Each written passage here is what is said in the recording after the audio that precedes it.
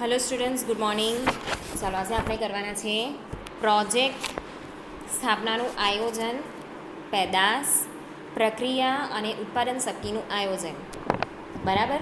હવે આ જે ચેપ્ટર છે આના પછીના જેટલા બી ચેપ્ટર છે, બરાબર, 6 સુધી જે ભણ્યા ને એમાંથી ઓછું, પણ આ 7મા ચેપ્ટરથી બહુ બધી વસ્તુ એવી છે કે જે ઇમ્પોર્ટન્ટ છે અને એની અંદરથી બહુ બધી વસ્તુ પૂછાય પણ છે એક્ઝામની અંદર, અને અહીંયા ખરેખર શીખવા જેવી છે બધી વસ્તુ. બરાબર, કે તમે જે પણ પ્રોજેક્ટ નાખો છો, બરાબર છે, એમાં કેવા પ્રકારનું તમે જે કોમોડિટીઝ છે એનું સિલેક્શન કરો છો, બરાબર, એટલે કે કોઈ પણ વસ્તુ, ઓકે, એની પસંદગી કેવી રીતે કરો છો, માર્કેટમાં એની હરીફાઈ કેટલી છે, બરાબર છે. હવે પ્રોજેક્ટ નાખો છો તો એના માટે જગ્યાની પસંદગી, બરાબર છે, પછી બજારનું માળખું, બહુ બધી વસ્તુ અહીંયા મેટર કરતી હોય છે. તે વસ્તુ આપણે અહીંયા શીખવાના છે, બરાબર. હવે આના પછીના જેટલા બી ચેપ્ટર છે ને એ ઇમ્પોર્ટન્ટ છે. એની અંદર આગળ જે છે એમાં કારખાનાની પસંદગી, બરાબર, સ્થાન પસંદગી, એ બધી વસ્તુ જે છે એ અહીંયા આવશે, બરાબર છે. તમારે આખો સેટઅપ કેવી રીતે કરવાનું છે એ બધી વસ્તુ આપણે શીખવાના છે, બરાબર. તો આપણે જોઈએ કે project setup and planning, product process and capacity planning, બરાબર છે. તો પ્રોજેક્ટ ત્રીજું યુનિટ છે પ્રોજેક્ટ સ્થાપનાનું આયોજન, બરાબર છે. હવે આની અંદર તમારે શું કરવાનું છે, આ ચેપ્ટરની અંદર શું ભણવાના છે આપણે, તો જે પણ પેદાશ છે, જે કોમોડિટીઝ છે, બરાબર, આપણે થોડું થોડું ઇંગ્લિશ પણ લેતા જઈએ જેથી જ્યારે તમારે આ બધી વસ્તુ પર ખરેખર કામ કરવાનું હોય ત્યારે તમને આવડે. પેદાશ એટલે કે પ્રોડક્ટ, અને એને આપણે ઇકોનોમિક લેંગ્વેજની અંદર કહીશું કોમોડિટી, બરાબર છે. આ બધી જ વસ્તુ શીખવી જરૂરી છે, ઓકે. ભલે તમે ગુજરાતી મીડિયમમાં હોવ કે ઇંગ્લિશ મીડિયમમાં હોવ, તમને એ બધી વસ્તુ ખબર હોવી જોઈએ, બરાબર. તો જે પ્રોડક્ટ છે કે જે તમારી કોમોડિટી છે, એ કોમોડિટીમાં જે પ્રોડક્શન થાય છે એનું મહત્ત્વ શું છે, આપણે એ જે કોમોડિટી છે એનું પસંદગી કેવી રીતે કરવી જોઈએ, હરીફ અને સમાન પ્રકારની પેદાશ પસંદગી પર અસર, બરાબર છે. હવે કોઈ પણ પ્રોડક્ટ લઈ લો, કોઈ પણ, બરાબર, નાનામાં નાની પ્રોડક્ટ કે મોટામાં મોટી પ્રોડક્ટ, તમને બધી જ જગ્યા પર હરીફાઈ જોવા મળશે, બરાબર. હવે માર્કેટ છે ને, માર્કેટના અલગ અલગ પ્રકાર છે. જો તમને આવતું હશે ને તો હું તમને શીખવાડા, અધરવાઇઝ હું તમને એની એક નાની માહિતી આપી દેવા પછીથી, બરાબર. તો એ પ્રમાણે જે છે એ પ્રોડક્ટ પસંદગી કરવાની હોય. પછી પેદાશના વિકાસમાં તબક્કાઓ, તો પેદાશ વિકાસ છે, બરાબર છે, એના અલગ અલગ તબક્કાઓ છે. એના પછી છે પ્રક્રિયા પસંદગી, તો જે પણ કોમોડિટી છે એનું પ્રોડક્શન કેવી રીતે કરવાનું છે તો એનો ખ્યાલ અને એનું મહત્ત્વ. પ્રક્રિયા પસંદગીને અસર કરતા પરિબળો, હવે કોઈ પણ પ્રોડક્ટ છે એને એનું પ્રોડક્શન કરવા માટે અલગ અલગ ટેકનિક અને મેથડ હોય છે, બરાબર. ટેકનોલોજી, જીવનચક્ર, ઉત્પાદન ક્ષમતા, ખ્યાલ અને મહત્ત્વ, પરિવર્તનશીલતા, પ્રક્રિયા પરિવર્તન એટલે ઉત્પાદન શક્તિ આયોજન, તો એમાં એનું ખ્યાલ, મહત્ત્વ અને ઉત્પાદન શક્તિ અંદાજવાની મૂળભૂત પદ્ધતિઓ. તો આ ચેપ્ટરની અંદર આપણે આટલી વસ્તુ કરવાના છે, બરાબર. તો એમાં આપણે આગળ જોઈએ એનું ઇન્ટ્રોડક્શન. તો પેદાશ પસંદગીનો પરિચય, ઇન્ટ્રોડક્શન ટુ પ્રોડક્ટ સિલેક્શન, બરાબર. તો હવે જ્યારે પણ કોઈ પ્રોડક્ટનું તમે પ્રોડક્શન કરવા માંગતા હોય, બરાબર છે, તો એની અંદર તમને સૌથી પહેલાં શાની જરૂર પડે, એક જમીનની, બરાબર છે. પછી એ જે જમીન છે એના પર તમારે શાની સ્થાપના કરવી પડે, એક પ્રોજેક્ટની સ્થાપના કરવી પડે, બરાબર છે. તો એ પ્રોજેક્ટની સ્થાપનાના જે અલગ અલગ ખ્યાલ છે, બરાબર છે, એના અલગ અલગ ભાગ છે, એના વિશે આપણે અહીંયા એને વિભાજિત કરેલા છે, એના વિશે આપણે અહીંયા જાણ મેળવવાની છે, બરાબર. તો એમાં પહેલું છે કે પેદાશ પસંદગી, એના પછી છે પ્રક્રિયા પસંદગી, એના પછી છે ઉત્પાદન શક્તિ આયોજન, ચોથું છે સ્થાનીયકરણ આયોજન, યંત્ર ગોઠવણી. હવે સૌથી પહેલાં જમીન જોઈ લીધી. પહેલાં તો આપણે એ પસંદ કરવાનું છે કે આપણે શાનું પ્રોડક્શન કરવાનું છે, કેવા પ્રકારની કોમોડિટીનું અહીંયા પ્રોડક્શન કરવાનું છે, બરાબર છે. મેટલ છે તો મેટલ માટે બહુ બધી ઇલેક્ટ્રિસિટી જોઈએ, બરાબર, હેવી મશીનરી જોઈએ, એના માટે જે કટિંગના સાધન આવે એ જોઈએ, બરાબર છે, લેથ મશીન જોઈએ, પછી એના માટેના પંચિંગના, કટિંગના કેટલા બધા સાધન જોઈએ, ઓકે. એવી રીતે જો તેલ પીલવાનું હોય, તેલનું પ્રોડક્શન કરવાનું હોય તો એના માટે શું કરવું પડે? બિયારણ લાવવા પડે, એને પીલવા માટેની ઘંટી લાવવી પડે, બરાબર? એટલે એના માટેનું આખું એક મોટું સેટઅપ હોય. એટલે આપણે ત્યાં સામાન્ય ઘંટી આવે એવી નહીં, બરાબર છે? એની મશીનરી આખી અલગ હોય.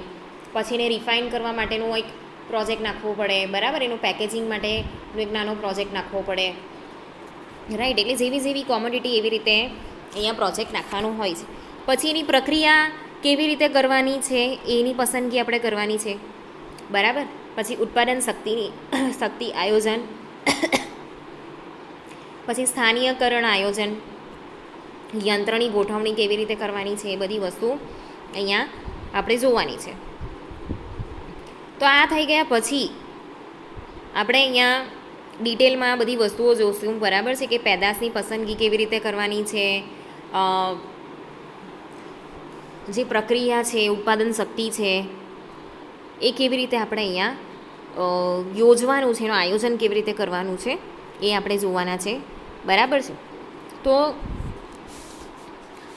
જે વસ્તુ છે, જે કોમોડિટી છે, બરાબર છે, એ અલગ અલગ વર્ગીકરણની અંદર એનું અલગ અલગ ક્લાસિફિકેશન કરવામાં આવેલું છે. એનું વર્ગીકરણના આધારે એની અલગ અલગ કેટેગરીમાં વેચવામાં આવેલું છે, બરાબર છે? તો જે ગ્રાહકો છે, તો ગ્રાહકો દ્વારા ઈચ્છિત પેદાશોનું સર્જન કરી તેના ઉપભોગ દ્વારા તેઓની ઈચ્છાઓ સંતોષવી એ ધંધાકીય પદ્ધતિનું હાર્ડ છે, બરાબર? તો જેટલા બી કસ્ટમર્સ છે, બરાબર, જેટલા બી ગ્રાહકો છે, એ લોકોને જે પણ પ્રોડક્ટ જોઈતી હોય એનું આપણે પ્રોડક્શન કરીએ છીએ, બરાબર છે? ગ્રાહક એને ખરીદે છે, બરાબર છે? અને એના પછી એની જે વિલિંગનેસ છે કે મારે આ ખાવું છે, મારે આ પ્રોડક્ટનો યુઝ કરવો છે, મારે આ કપડાં પહેરવા છે, મારે આ સાબુ, આ જે સેન્ટ છે, આ પરફ્યુમ છે, બરાબર, આ શૂઝ છે, મારે આ તેલ યુઝ કરવું છે, એ બધી જ વસ્તુની જે ઈચ્છાઓ છે એ સંતોષવી એ ધંધાકીય પ્રવૃત્તિનું હાર્ડ છે, બરાબર? એટલે કે કોર છે એનું, એ લોકોનું જે કોન્સન્ટ્રેશન છે એ હોવું જોઈએ, બરાબર? તો વાસ્તવમાં પેદાશ એ ભૌતિક તત્વોનું સંમિશ્રણ છે. તો ઓરિજિનલી શું છે કે જે પણ પ્રોડક્ટ છે, બરાબર, એ ભૌતિક તત્વોનું સંમિશ્રણ છે. તો માર્કેટિંગની દ્રષ્ટિથી જોઈએ તો પેદાશ એ માત્ર સંતોષનો જથ્થો છે. તો માર્કેટિંગની દ્રષ્ટિએ આપણે જોઈએ તો એ બંડલ ઓફ સેટિસ્ફેક્શન છે, બરાબર? આપણે પૈસા આપીએ છીએ, વસ્તુ ખરીદીએ છીએ, બરાબર, એનો યુઝ કરીએ છીએ. માર્કેટિંગ ગુરુ ફિલિપ કોટલરના મત પ્રમાણે ગ્રાહકોનું ધ્યાન આકર્ષિત કરવા, પ્રાપ્ત કરવા, ઉપભોગ કરવા અને તેની ઈચ્છા કે જરૂરિયાત સંતોષવા જે કંઈ બજારમાં મૂકવામાં આવે છે તેને પેદાશ કહેવામાં આવે છે, બરાબર? તો માર્કેટિંગની દ્રષ્ટિએ શું છે કે જે ગ્રાહક છે એ ગ્રાહકોને જે પણ પ્રોડક્ટ બહાર પાડવામાં આવેલી છે, બરાબર, એના માટે સારામાં સારી એડ બનાવીને એ લોકોનું ધ્યાન કેન્દ્રિત કરવાનું છે કે આ પ્રકારની કોઈ પ્રોડક્ટ છે, બરાબર છે? એ પ્રોડક્ટની જે એડ હોય ને એની અંદર એવી એડ બનાવવામાં આવે કે લાઈક જે પણ ગ્રાહક છે, બરાબર, એને એમ થાય કે લા હું આ પ્રોડક્ટ વાપરી જોઉં, બરાબર, કેવી હશે, એવી લાલચી એડ બનાવવામાં આવે છે, બરાબર? એને ખરીદે છે, પછી એની જે ખરીદવાની ઈચ્છા છે કે વાપરવાની ઈચ્છા છે એ પૂરી કરે છે, એને સેટિસ્ફેક્શન થાય તો ઠીક, બરાબર છે? તો એ હિસાબે બજારની અંદર પેદાશ મૂકવામાં આવે છે, બરાબર છે? તો ગ્રાહકોની ઈચ્છાઓ અનંત હોય છે, તેને સંતોષવા ઔદ્યોગિક સાહસિક વિવિધ પ્રદેશોના પેદાશોના ખ્યાલો વિકસાવે છે, બરાબર છે? તો આ જે ગ્રાહકોની ઈચ્છાઓ છે એ એટલી બધી છે પૂરી નહીં થાય. એને સંતોષવા માટે, એના સેટિસ્ફેક્શન માટે જે ઉદ્યોગ સાહસિક છે એ વિવિધ પેદાશો છે એ બજારમાં લાવે છે, બરાબર છે? અને એની વાણિજ્ય શક્યતાઓ એટલે કે માર્કેટમાં આવ્યા પછી એક ટકે છે કે નથી ટકતી, કઈ વસ્તુ વધારે ખરીદાય છે, બરાબર છે? એની શક્યતાઓ અહીંયા ચેક કરવામાં આવે છે. તો જે પેદાશને નફાકારક રીતે બજારમાં મૂકી શકાય તેમ હોય, એટલે કે ઉત્પાદકે દરખાસ્ત કરેલી કિંમતે ગ્રાહક તેને સ્વીકારવા તૈયાર હોય ત્યારે ઉત્પાદક આવી નવી પેદાશને બજારમાં મૂકવાનું સાહસ કરે છે, બરાબર છે? તો એવી કન્ડિશનમાં જે પણ ઉત્પાદક છે, બરાબર છે, એને જે કિંમત અહીંયા રાખી હોય એ કિંમતનો કસ્ટમર શું કરે છે, એ કિંમતે એને ખરીદે છે, બરાબર છે? તો તો એવી રીતે કરીને એને જે પણ પ્રોફિટ થતો હોય એ હિસાબે નવી નવી પેદાશ અહીંયા બજારમાં મૂકતો જાય છે.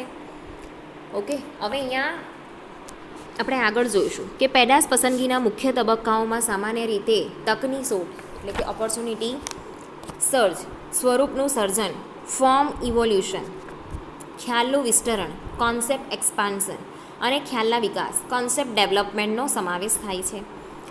પેદાશ પસંદગીમાં મિકેનિકલ એન્જિનિયરિંગનો ફાળો બે સ્વરૂપે રજૂ થાય છે. તો ગ્રાહક પેદાશની ગુણવત્તા, પડતર, ઉત્પાદનની ઝડપ વગેરેમાં યંત્રોની ગોઠવણીમાં મિકેનિકલ એન્જિનિયરિંગનું પ્રદાન મહત્ત્વનું ગણાય છે. આ ઉપરાંત યંત્રો અને તૈયાર ભાગો કે જેમાં એસેમ્બલિંગ દ્વારા યંત્રોનું ઉત્પાદન થાય છે, જે કાર્યમાં મિકેનિકલ એન્જિનિયરિંગનો ફાળો ગણનાપાત્ર રહે છે. હવે કોઈપણ પ્રોજેક્ટની અંદર મશીનરીનું સેટઅપ બહુ જરૂરી છે, બરાબર. તો એના માટે જે મિકેનિકલ એન્જિનિયરિંગ છે એનો અહીંયા ખાસ યુઝ કરવામાં આવે છે, બરાબર છે. કેમ કે એની ક્વોલિટી જે છે કેવી રીતે મેન્ટેન કરવાની, કેવી રીતે ચેક કરવાની, બધા પ્રકારના જે મશીનરી છે એનું ઓલરેડી આપણે યુઝ કરીએ જ છે, બરાબર છે. તો એને સારી રીતે એનું સંચાલન કેવી રીતે કરવું, બરાબર, એ મિકેનિકલ એન્જિનિયરિંગમાંથી આપણને શીખવા મળે છે. પછી જે એસેમ્બલિંગ દ્વારા જે યંત્રો છે, બરાબર છે, એના દ્વારા ઉત્પાદન થતું હોય તો એની અંદર કેવું છે કે જે પેદાશ પસંદગી છે, પછી પ્રક્રિયા પસંદગી છે, ઉત્પાદન શક્તિ આયોજન, યંત્રની ગોઠવણી, બરાબર, એ બધી વસ્તુને અહીંયા સમજ હોવી જરૂરી છે. હવે ઉત્પાદન અને માંગની લાક્ષણિકતાના આધારે ઉત્પાદનનું વર્ગીકરણ, આપણે ઉત્પાદન જે છે, બરાબર, એનું વર્ગીકરણ જોઈએ માંગના આધારે. ગ્રાહક જે માંગે છે બજારમાં એ. તો સ્ટાન્ડર્ડ પેદાશ, જેનું મોટા જથ્થામાં માંગની અપેક્ષાએ ઉત્પાદન કરવામાં આવે છે, બરાબર. હવે મોટા જથ્થામાં માંગની અપેક્ષાઓ, તો ફોર એક્ઝામ્પલ આપણે સવારથી ઉઠીએ ને તો ટૂથબ્રશ, બરાબર, ટૂથપેસ્ટ, પછી નાવાનો સાબુ કે પછી લિક્વિડ સોપ આવે છે એ, કપડાં બોરવા માટેનું ડિટર્જન્ટ, પછી એના માટેનો સાબુ, બ્રશ, કપડાં, ચા, સૂકી ચા, ખાંડ, મસાલો, બરાબર છે, એ બધી વસ્તુ સ્ટાન્ડર્ડ પેદાશમાં આવે. કપડાં ધોવાનું વોશિંગ મશીન, ટીવી, ફ્રીજ, ગાડી, બરાબર, એ સ્ટાન્ડર્ડ પેદાશમાં આવે છે.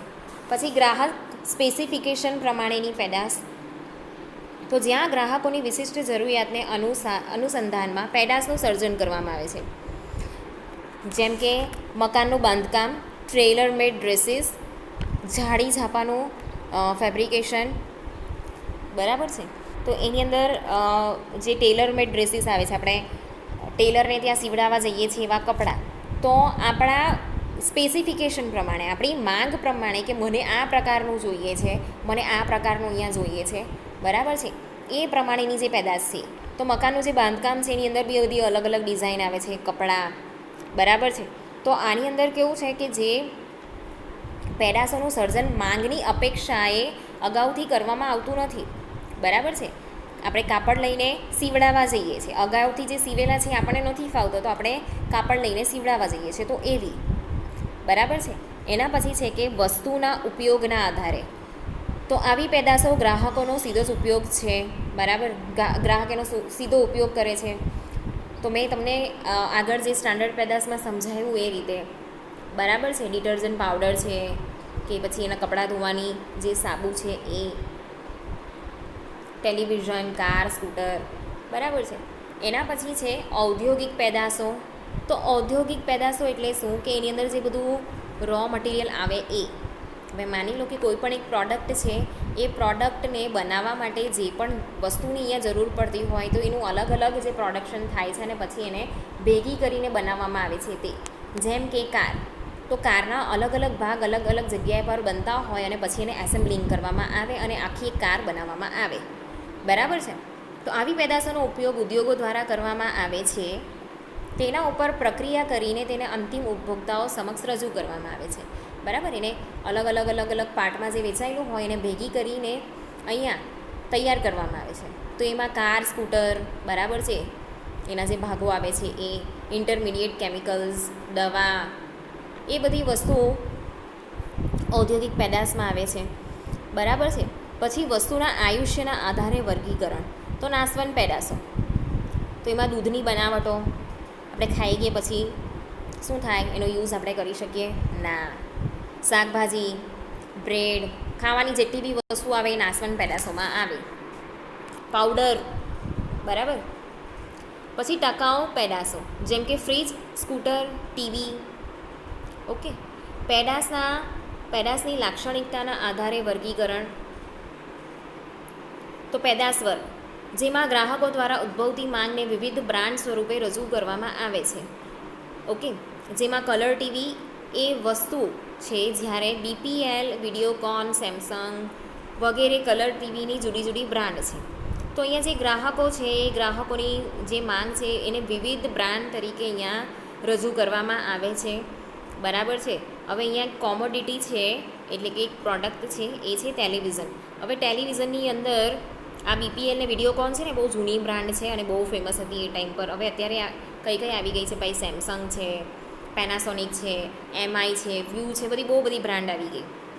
એના પછી છે પેદાશ રેખા, તો એક જ બ્રાન્ડને જુદા જુદા સ્વરૂપે રજૂ કરવામાં આવે છે ત્યારે તેને પેદાશ રેખા કહેવામાં આવે છે, બરાબર છે. તો અહીંયા કેવું છે કે એક જ બ્રાન્ડ છે એના બહુ બધા અલગ અલગ સ્વરૂપ આપવામાં આવે છે, બરાબર. તો કોલગેટનું જે ટૂથપેસ્ટ છે એની અંદર ફેમિલી પેક આવે, બરાબર છે, મધ્યમ પેક આવે, નાનું પેક આવે, મુસાફરી માટેનું નાનું પેક આવે, બરાબર છે. એવી રીતે તમે મકેનના જે પેલા ખાવાના પેલા પ્રોડક્ટ આવે છે ને એ, તો એમાં જો બર્ગરની આલુ ટિક્કી આવે, ફ્રેન્ચ ફ્રાઈઝ આવે, નગેટ્સ આવે, એક જ બ્રાન્ડની અલગ અલગ વસ્તુઓ આવે, બરાબર. તો એને આપણે પેદાશ રેખા કહીશું. પછી પેદાશ મિશ્ર, તો જ્યારે ઉત્પાદક દ્વારા વિવિધ વર્ગની પેદાશો એક જ બ્રાન્ડ હેઠળ રજૂ કરવામાં આવે તેને પેદાશ મિશ્ર કહેવામાં આવે, બરાબર. એક જ બ્રાન્ડ હોય પણ બધી અલગ અલગ વસ્તુ હોય. આપણે કપડામાં જોઈએ છે તો કપડાની અંદર માની લો કે રોડસ્ટરની બ્રાન્ડ છે, તો એના માટે જેન્ટ્સના shirt, T shirt, jeans, shoes, watch, પછી એના ગોગલ્સ, બરાબર છે. એવી રીતે વિમનમાં બી એના shirt, T shirt, pant, skirt, dungaree, midi, પછી ચંપલ, શૂઝ, ગોગલ્સ, બધી જ વસ્તુ આવે છે. તો અહીંયા ગોદરેજનું એક્ઝામ્પલ છે, તો ગોદરેજ સ્ટોરવેલ કબાટ, ગોદરેજનો સાબુ પણ આવે, એની ટીવી પણ આવે, એનું ટાઈપરાઇટર પણ આવે, બરાબર છે. તો આ થયું પેદાશ મિશ્ર, બરાબર છે. હવે આ જે થયું એ બધું અલગ અલગ ગ્રાહકની જરૂરિયાત પ્રમાણે અહીંયા વર્ગીકરણ થયું, બરાબર છે.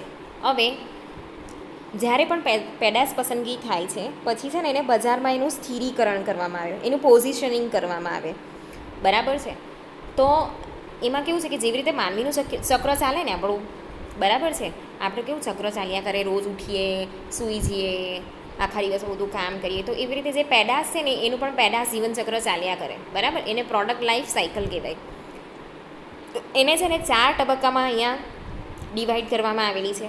તો બજાર પ્રવેશ, વેચાણ વૃદ્ધિ, પરિપક્વતા અને પડતી, બરાબર. તો જે પેદાશ પસંદગી છે, બરાબર છે, એના પછી એ નફાકારક રીતે બજારમાં જો એ પોતાનું સ્થાન ટકાવી રાખે, બરાબર છે, તો એ સક્સેસફુલ ગણાય, બરાબર છે. હવે જે હિન્દુસ્તાન લીવર છે, હિન્દુસ્તાન લિમિટેડ, બરાબર છે, એ લોકોની પ્રોડક્ટ છે બોર્નવિટા.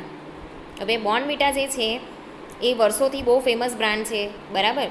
મોટે ભાગે બધા જ બોર્નવિટા અને હોર્લિક્સને બધું પીતા હોય. તો એની સામે અમૂલવાળાએ જે ન્યુટ્રામૂલ જે છે ઊભું કરેલું એ એટલું બધું સફળ રહ્યું નથી, બરાબર છે. ન્યુટ્રામૂલ છે ને બોર્નવિટા જેવું જ આવે, ઓકે. પણ જે આ બોર્નવિટા છે એ વર્ષોથી છે ત્યાં બધા એનો યુઝ કરે છે, બરાબર. તો એવી જ રીતે બીજી એક વસ્તુનું એક્ઝામ્પલ આપું, મેગી, બરાબર, 2 મિનિટ નૂડલ્સ, એ બહુ જ ફેમસ અને બહુ જ સક્સેસફુલ છે, બધા જ એને યુઝ કરતા હોય, બરાબર છે. એવી રીતે જે લિપ્ટનવાળા છે, લિપ્ટનવાળાએ છે ને એ લોકોની સુપ્રીમ નૂડલ્સ જે છે, બરાબર, એવી રીતે બહાર પાડેલી, પણ એટલી બધી સફળ રહેલી નહીં, બરાબર છે. તો એવી રીતે જે પાયોમા ઇન્ડસ્ટ્રી છે, બરાબર, એ લોકોએ રસના જે છે એ બહાર પાડેલી, એ રસનાને ટક્કર આપતું જે સાયોના લિમિટેડ છે એ લોકોએ પ્રિયા નામનું સોફ્ટ ડ્રિંક બહાર પાડેલું. પણ રસના એટલું બધું ફેમસ હતું કે એ ટાઈમ પર એ જે ક્રિયા છે એ ટકી શકે નહીં. આમ માર્કેટની અંદર કેવું છે કે તમારી જે પેદાશની જે પસંદગી છે, બરાબર છે, એ કેટલી નફાકારક છે, અસ્તિત્વ ટકાવશે કે નહીં, એનો વિકાસ દર કેવો છે, બરાબર, એ પ્રમાણે અહીંયા બધું વ્યૂહાત્મક નિર્ણય આપણે લેવો પડે છે, બરાબર છે. તો હવે આગળના લેક્ચરમાં આપણે જોઈશું કે જે પેદાશ પસંદગીનો ખ્યાલ છે, એનો જે કોન્સેપ્ટ છે, એના વિશે આપણે કરીશું.